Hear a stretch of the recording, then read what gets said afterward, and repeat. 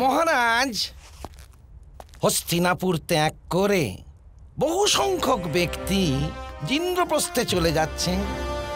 যদি অধিকতর প্রজা ইন্দ্রপ্রস্থতে গিয়ে বসবাস করে, তবে হস্তিনাপুর আর কখনো সমৃদ্ধ হতে পারবে না। মহামন্ত্রী, মহারাজ, এখনই একটা ঘোষণা করা হোক, একজন প্রজারও হস্তিনাপুর নগর ত্যাগ করে ইন্দ্রপ্রস্থে বাস করতে যাবার অনুমতি নেই।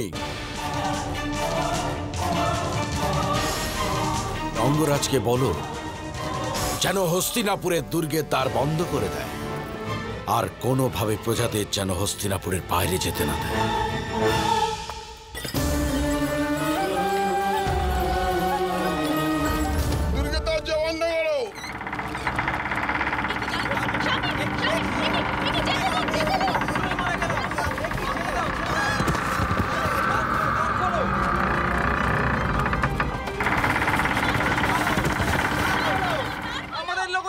শান্ত হন। সম্রাট ধৃতরাষ্ট্রের এই আদেশ যে কেউ যদি হঠকারিতা করে নগরের বাইরে যাওয়ার চেষ্টা করে তাকে বন্দী করে নেওয়া হবে। কুমার রাধেও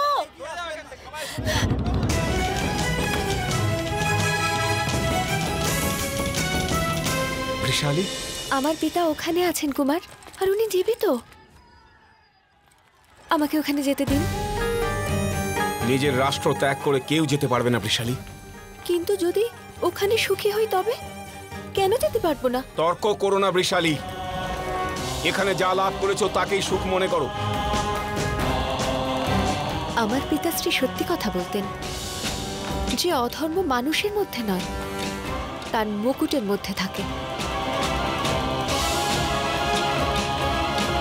ক্ষমা করবেন অঙ্গরাজ, এই দ্বার খুলে আমাকে অপর দিকে যেতেই হবে। বৃষালী, দাঁড়াও।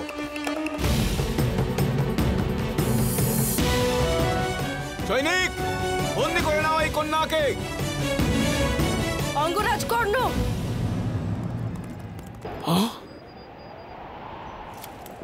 আপনি বলেছিলেন আপনার মাতা আপনাকে ত্যাগ করেছেন, কিন্তু আপনি আপনার মাতাকে ত্যাগ করেননি।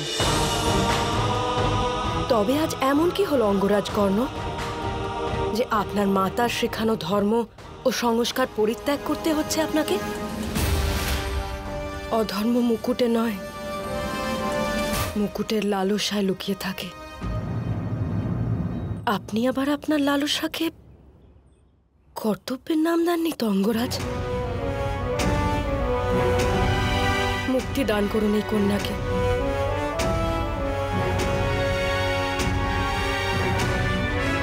সৈনিক, মাতা কুন্তী, সম্রাটের আদেশ অমান্য করা যায় না।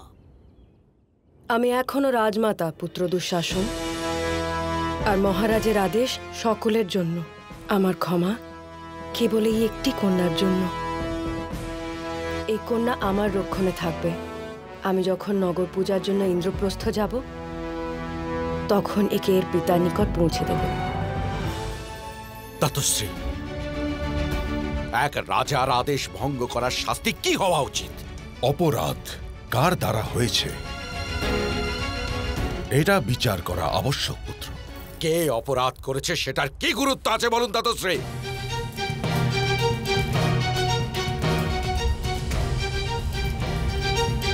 কুন্তির কোনো শাস্তি হবে না পুত্র।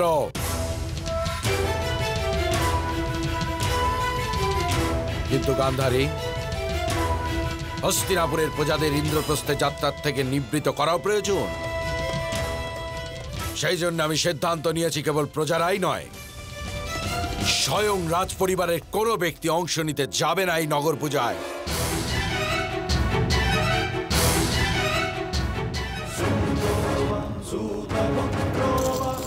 কল্যাণ,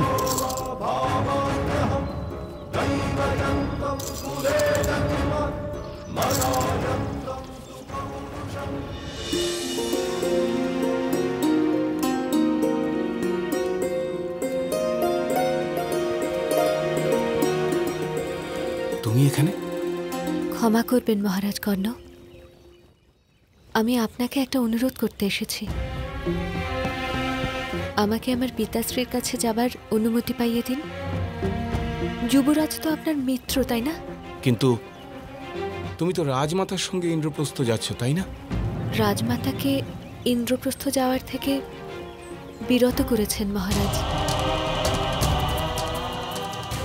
অসম্ভব। এত বড় অধর্ম করতে পারেন না যুবরাজ। আমাকে ওনার সঙ্গে কথা বলতে হবে।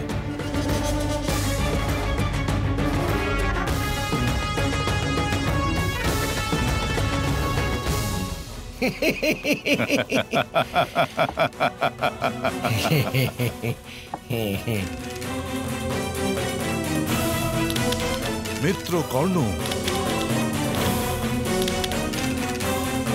প্রজাজনের সম্মুখে তুমি দৃঢ় সংকল্প আর সামর্থ্যের প্রদর্শন করেছ আজ। আমি আজ অতি প্রসন্ন। আজ আপনার প্রসন্নতার কারণ যদি আমি না হতাম, তবে আমি অধিক আনন্দিত হতাম মিত্র। অধর্মের ভাগী হওয়া তো সুখের কারণ হতে পারে না। অধর্ম? কোথায় অধর্ম হয়েছে আজ? কারো মাতাকে বন্দি করে তার পুত্রদের থেকে প্রতিশোধ নেয়া অধর্মই হয়। তুমি কার পক্ষে আছো মিত্রকর্ণ? ভুলে গেলে তোমাকে অঙ্গরাজ আমি বানিয়েছি। আমার মনে হচ্ছে যে অর্জুনের সঙ্গে প্রতিস্পর্ধা করতে পারবে না, তাই তাকে সহায় করে প্রতিষ্ঠা প্রাপ্ত করতে চাইছো তুমি। বাছারা আমার,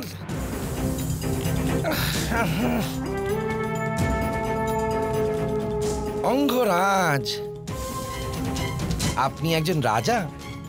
কিছু অধর্ম যেমন আপনাকে মেনে নিতে হবে, আবার কিছু অধর্ম করতেও হতে পারে। যদি তাই হয়,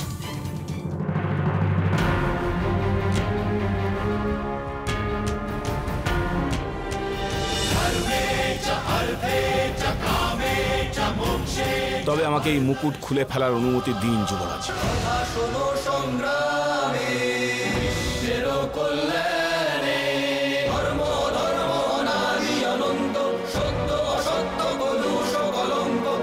আমি অঙ্গরাজ থাকতে চাই না।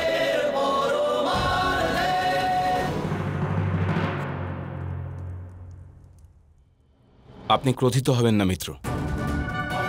আমি আজীবন আপনার কবচ হয়ে থাকব, কিন্তু আপনার সেবা করার জন্য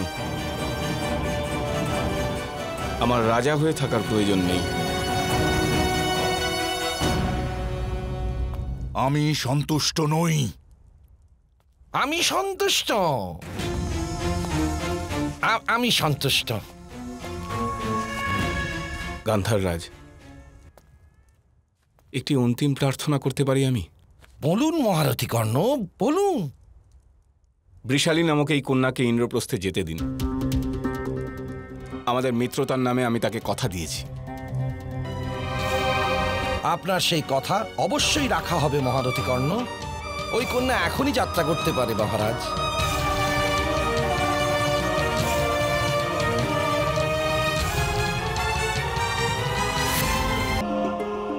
প্রণিপাত রাজমাতা, আমি বৃষালীর ইন্দ্রপ্রস্থ যাত্রা ধার্য করিয়ে ফেলেছি। চলো বৃষালী, আমি তোমাকে ইন্দ্রপ্রস্থ সীমান্তে সুরক্ষিত পৌঁছে দেব। ক্ষমা করবেন, রাজপরিবারের সঙ্গে একবার যাত্রা করেছি আমি। যখন বিপত্তি আসে তার ফলভোগ প্রজাদেরই করতে হয়। আমি এখন রাজা নই বৃষালী।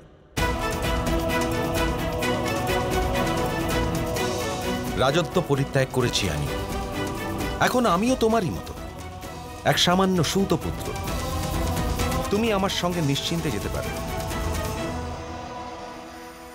মহারথী কর্ণ,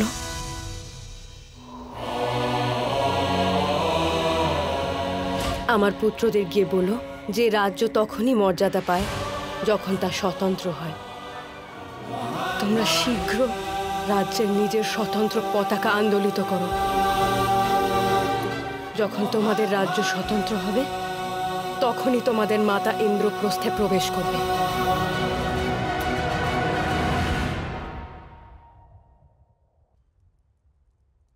খানিক পূর্বে হস্তিনাপুর থেকে সংবাদ পাওয়া গেছে যে ইন্দ্রপ্রস্থের নগর পুজোয় কারোর আসার অনুমতি নেই, রাজ পরিবারেরও নয়। হস্তিনাপুরে বন্দি করে নিয়েছে মাতাকে। এই পরিস্থিতিতে কি উপায় জ্যেষ্ঠ? আমি তোমাদের আক্রমণের আদেশ দিতে পারি, কিন্তু আমাদের মাতার মুক্তির জন্য যদি তোমরা সকলে হস্তিনাপুর যাও আর মহারাজকে মিনতি করো, তবে সেই কাজেও আমি বাধা দিতে পারি। অস্ত্র সঙ্গে নিয়ে গেলেও বাধা দেব না, আর আত্মরক্ষার জন্য যদি অস্ত্র তুলে নিতে হয় তাতেও আমি বাধা দেব না। কিন্তু একটা কথা স্মরণে রেখো, প্রথম প্রহার যদি তোমাদের মধ্যে কেউ করে তবে আমি রাজত্ব ত্যাগ করব।